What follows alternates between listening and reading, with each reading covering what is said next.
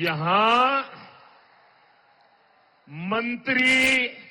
मंत्री का पीए का भी नौकर,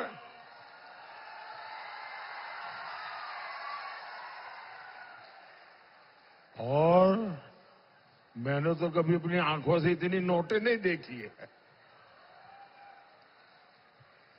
यहां नोटों के पहाड़ उगाने का काम झामुमो, जेएमएम और कांग्रेस ने किया है। और बेशर्मी देखिए,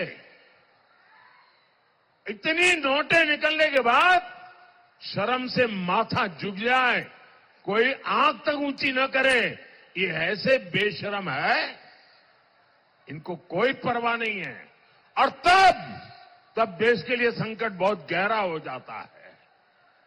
आप सोचिए, जब कर्मचारियों के घरों से करोड़ों रुपए मिल रहे हैं, तो मालिकों की तिजोरी में कितना काला धन होगा। कांग्रेस के सांसद के पास से तो 300 करोड़ से ज्यादा कैश मिला। अरे नोट गिनने वाली मशीनें गिनते गिनते खराब हो गई, मशीनें हांफने लग गई। गिनते थे लेकिन नोट खत्म नहीं होती थी। जरा मेरे भाई बहन बताइए, ये पैसा किसका है? ये पैसा किसका है? ये पैसा किसका है? ये पैसा किसका है? आपके घर में से अगर कोई 5,000 रुपए भी चोरी कर जाए तो आप चोर को सजा मिले चाहते हो कि नहीं चाहते हो? चोर पकड़ा जाए चाहते हो कि नहीं चाहते हो? चोर जेल जाए चाहते हो कि नहीं चाहते हो? तो देश के लूटने वाले जेल जाने चाहिए कि नहीं जाने चाहिए? देश को लूटने वाले जेल में रहने चाहिए कि नहीं रहने चाहिए? ये पैसा आपका पैसा है।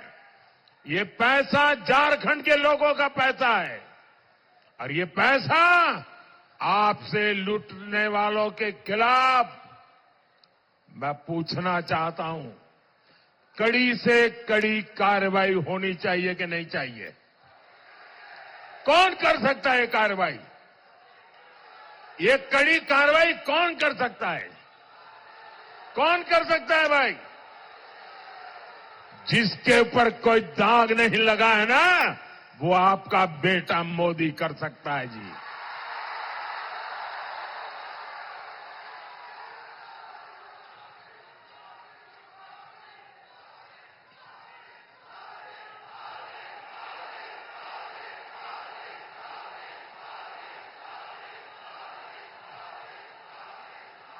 साथियों, जेएमएम का और कांग्रेस का एक ही एजेंडा है, न काम करेंगे न करने देंगे, और बिना दाम काम का नाम नहीं।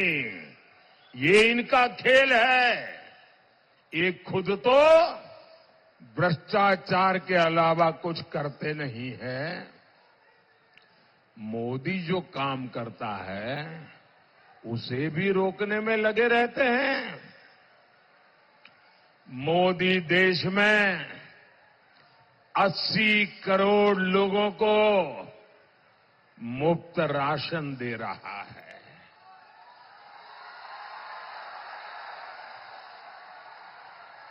साथियों, मैं गरीब परिवार में पैदा हुआ हूं। मैंने गरीबी देखी है। भूख क्या होती है वो मैं अनुभव करके निकला हूं।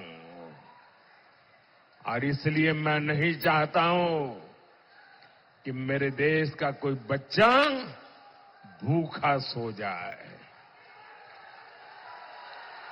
इसलिए मैं चाहता हूं कि मेरे देश के गरीब के घर का चूल्हा जलता रहना चाहिए। और इसलिए केंद्र सरकार 80 करोड़ लोगों को मुफ्त राशन का पूरा खर्च उठाती है। लेकिन झारखंड में इन लोगों ने राशन बांटने की व्यवस्था तबाह करके रख दी है। ये चाहते हैं मोदी का भेजा राशन आपको मिले ही नहीं। जब गरीब मोदी को आशीर्वाद देता है तो इंडी गठबंधन वालों को गरीबों पर चिढ़ आ जाती है। साथियों, मोदी ने हर घर जल पहुंचाने के लिए जल जीवन मिशन शुरू किया है। झारखंड सरकार उसमें भी भ्रष्टाचार कर रही है।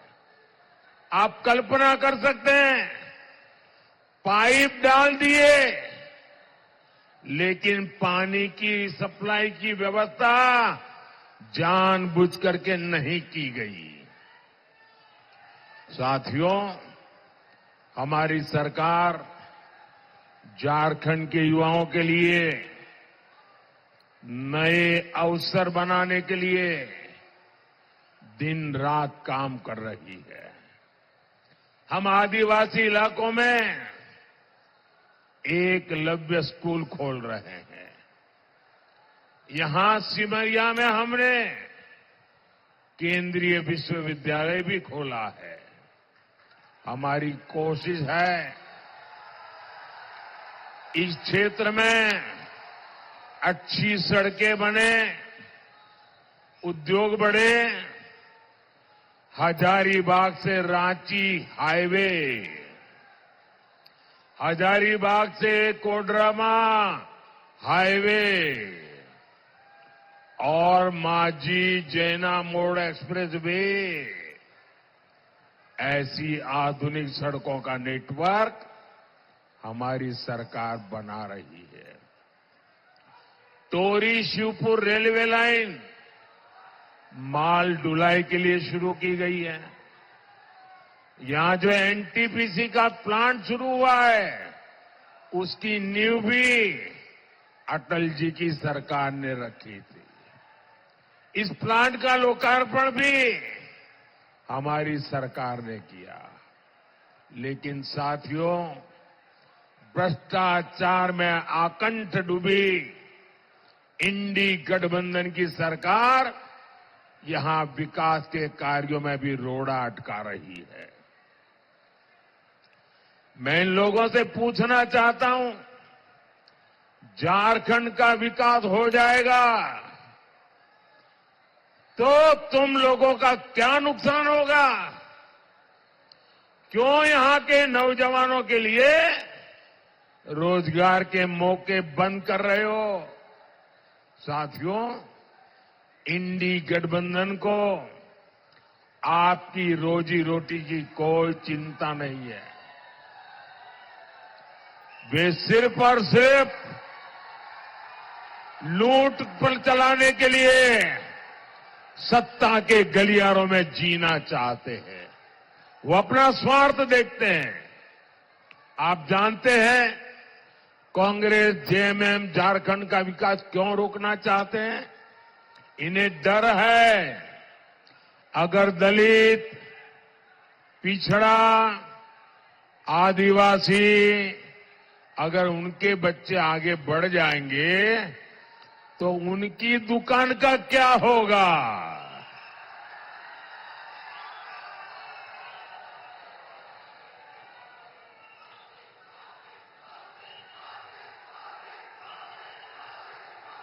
एक तरफ मोदी है जो स्थानीय भाषाओं में डॉक्टरी की, इंजीनियरिंग की पढ़ाई शुरू करवा रहा है। मैं चाहता हूं कि मेरे आदिवासी भाई बहनों के बच्चे भी ज्यादा से ज्यादा डॉक्टर, इंजीनियर बने। लेकिन कांग्रेस जेएमएम को आपके बच्चों के भविष्य की परवाह नहीं है। आपको याद है ना, चुनाव से पहले जेएमएम ने हर साल 5 लाख नौकरी देने का वादा किया था। क्या नौकरियां दी क्या उन्होंने? जेएमएम कांग्रेस ने झारखंड में एक ही उद्योग लगाया है, एक ही उद्योग लगाया है, अफीम उद्योग। अफीम,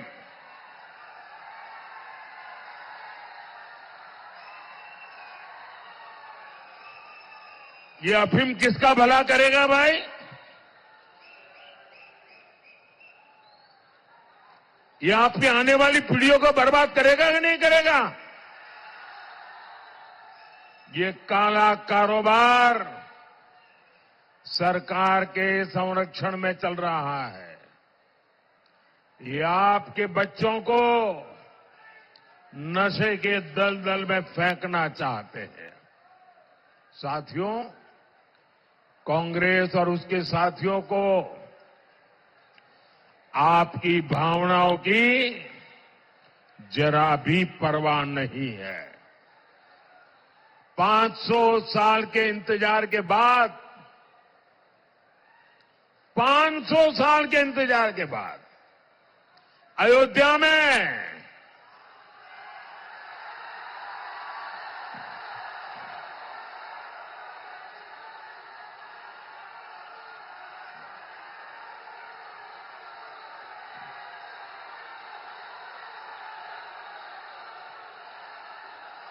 जय श्री राम।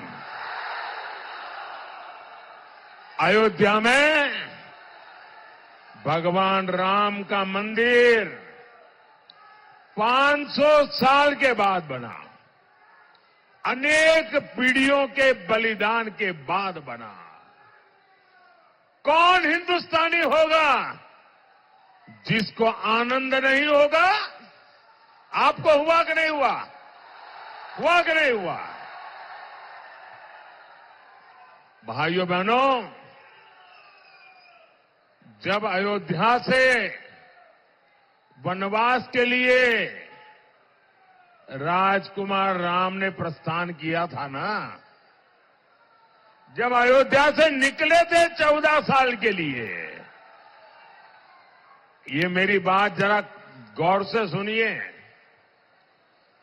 जब अयोध्या से निकले थे राम जी, तब तो वो अयोध्या के राजकुमार थे, लेकिन 14 साल वनवास के बाद वापिस आए तो मर्यादा पुरुषोत्तम राम बन गए थे।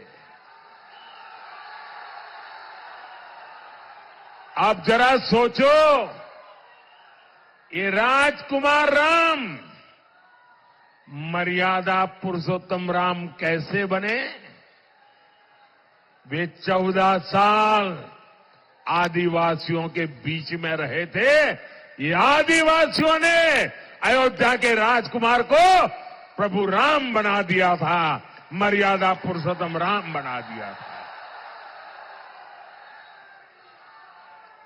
हम प्रभु राम की भक्ति करते हैं क्योंकि ये मेरे आदिवासियों के संघ ने राजकुमार राम को मर्यादा पुरुषोत्तम राम बना दिया था। और इसलिए हम राम की तो पूजा करते हैं, लेकिन राम को प्रभु राम बनाने वाले आदिवासियों की भी पूजा करते हैं। लेकिन साथियों, कांग्रेस जामुमो और उसके सहयोगियों को आदिवासियों का हित, उनका गौरव बर्दाश्त नहीं होता। भारतीय जनता पार्टी ने एक आदिवासी बेटी को देश की राष्ट्रपति बनाया। द्रौपदी मुर्मू जी आपके यहां गवर्नर रह चुकी है, आप उनको भलीभांति जानते हैं। वो आज देश की सर्वश्रेष्ठ पद पर है, देश की तीनों सेनाओं को वो कमांड करती है। मुझे बताइए भाइयों, एक आदिवासी बेटी को राष्ट्रपति किसने बनाया? किसने बनाया? किसने बनाया? किसने बनाया? किसने बनाया? मोदी ने नहीं बनाया, आपके एक वोट ने बनाया है। ये आपके वोट की ताकत है कि आपने मोदी को सेवा करने का मौका दिया, और ये आपके वोट की ताकत है कि द्रौपदी मुर्मू जी आज देश की राष्ट्रपति है। आप कहिए भैया, द्रौपदी मुर्मू जी का राष्ट्रपति बनना हम सबके लिए गर्व का विषय है कि नहीं है? आपको गर्व होता है कि नहीं होता है? अभिमान होता है कि नहीं होता है? लेकिन कांग्रेस और उसके साथी पहले दिन से आदिवासी बेटी द्रौपदी मुर्मू राष्ट्रपति बन गई, ये पचा नहीं पा रहे हैं, डगर डगर पर उनका अपमान करते हैं। जो ताजा घटना घटी है, ये घटना बहुत गंभीर है भाइयों, और इसलिए मुझे देशवासियों के सामने मेरी पीड़ा व्यक्त करना जरूरी है। भैया वो तस्वीर नीचे रख दो, आप नीचे बैठिए। तस्वीर नीचे रखो, आप भी नीचे बैठो, नीचे बैठिए आप। धन्यवाद। देशवासियों के सामने मैं मेरी पीड़ा व्यक्त करना चाहता हूं। हमें राष्ट्रपति का पद इतना महत्वपूर्ण होता है, गलती से भी उसको अपमानित नहीं करना चाहिए। लेकिन कांग्रेस पार्टी, जिसकी सोच 18वीं शताब्दी की सोच है, 18वीं शताब्दी की सोच है, पापी मन है। क्या हुआ मैं बताता हूं। अभी हमारी राष्ट्रपति जी अयोध्या प्रभु राम लला के दर्शन करने, वहां पूजा अर्चन करने गई थी, और पूजा अर्चन करके आई। ये कांग्रेस वालों की 18वीं शताब्दी की मानसिकता, विकृत मानसिकता, पापी मन, ये कह रहा है। घोषणा की उन्होंने प्रेस कॉन्फ्रेंस करके मुंबई में, ये कहा कि ये राम मंदिर का अब हम शुद्धिकरण करेंगे, राम मंदिर को गंगा जल से धोएंगे। क्या एक आदिवासी प्रभु रामलला के दर्शन करे और इसलिए आपको मंदिर धोना पड़े? ये कौन सी मानसिकता है आपकी? ये राष्ट्रपति का अपमान है कि नहीं है? राष्ट्रपति का अपमान है कि नहीं है? नारी का अपमान है कि नहीं है? हिंदुस्तान का अपमान है कि नहीं है? प्रभु राम का अपमान है कि नहीं है? राष्ट्रपति का अपमान है कि नहीं है?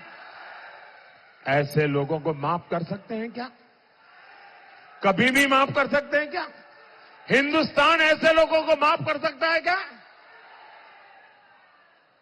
भाइयों बहनों, ये कांग्रेस वाले लोग हैं, उन्हें सिर्फ आपसे वोट चाहिए, उनको आपके प्रति प्रेम नहीं है, वो आपको मनुष्य मानने को तैयार नहीं है। भाइयों, इतना बड़ा पाप उन्होंने किया, और इसलिए पीड़ा मैं देशवासियों के सामने रख रहा हूं। मुझे बताइए, ये लोग आपसे एक वोट पाने के हकदार है क्या? साथियों, कांग्रेस के शहजादे इन दिनों एक नया फॉर्मूला लेकर आए हैं। आपने सुना होगा, वो कह रहे हैं कि कांग्रेस आएगी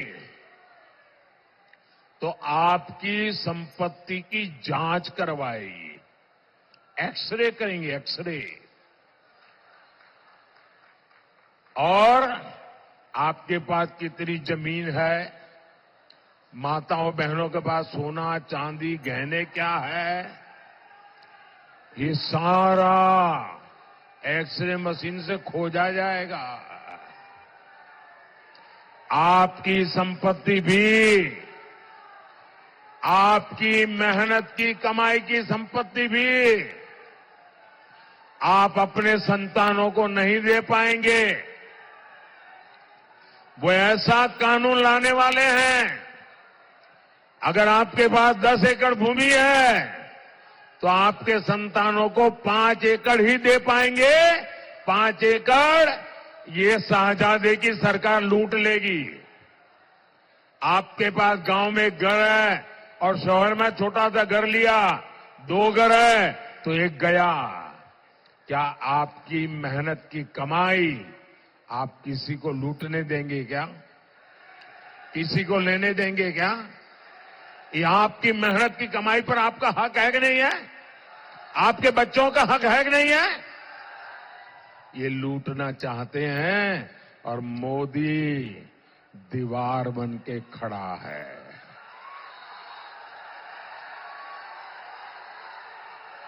अच्छा, वो लूट करके क्या करने वाले हैं? वो लूट करके उनकी वोट बैंक, आपको मालूम है उनकी वोट बैंक कौन है? ये सारी संपत्ति उनको बांट देंगे। भाइयों बहनों, ये संपत्ति पर पहला अधिकार किसका? तो डॉक्टर मनमोहन सिंह जी ने कहा था कि इस देश की संपत्ति पर पहला अधिकार मुसलमानों का है। मतलब ये सारी संपत्ति मुसलमानों को देने का वो निर्णय कर करके चल रहे हैं। भाइयों,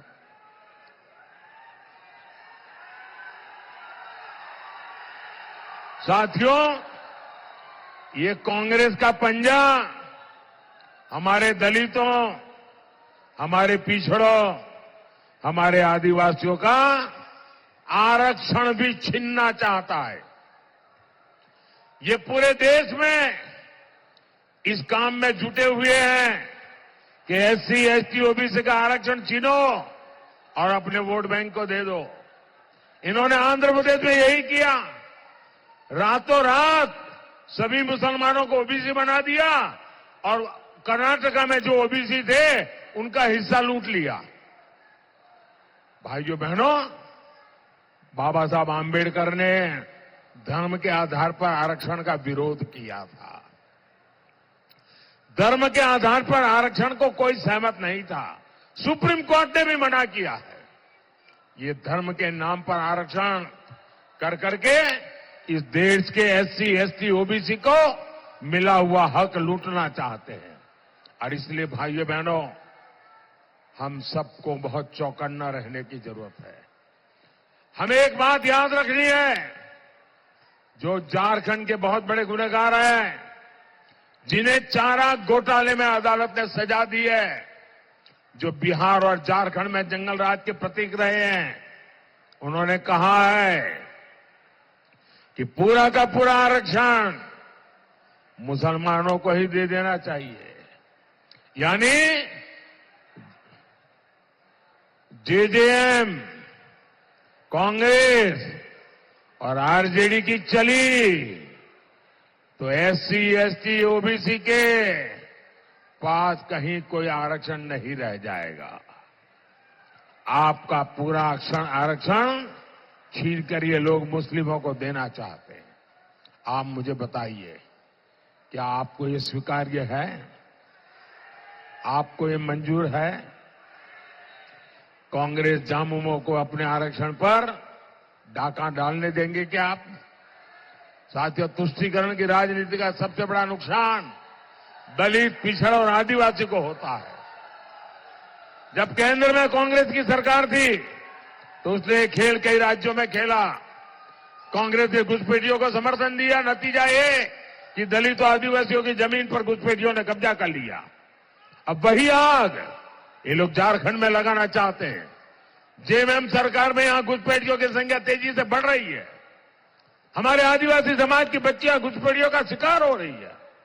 बच्चियों को जिंदा जलाने की घटना सामने आ रही है। ये जो घुसपैठिए आए हैं, ये क्या वहां से अपनी जमीन लेकर आए हैं क्या? ये किसकी जमीन पर कब्जा कर रहे हैं? दलित आदिवासी की जमीन पर कब्जा कर रहे हैं। ये लोग झारखंड और भारत की पहचान बदलना चाहते हैं। इसलिए आपको इनसे सावधान रहना है। साथियों, 20 मई को आपका हर वोट झारखंड के लिए सुरक्षा का ढाल बनेगा।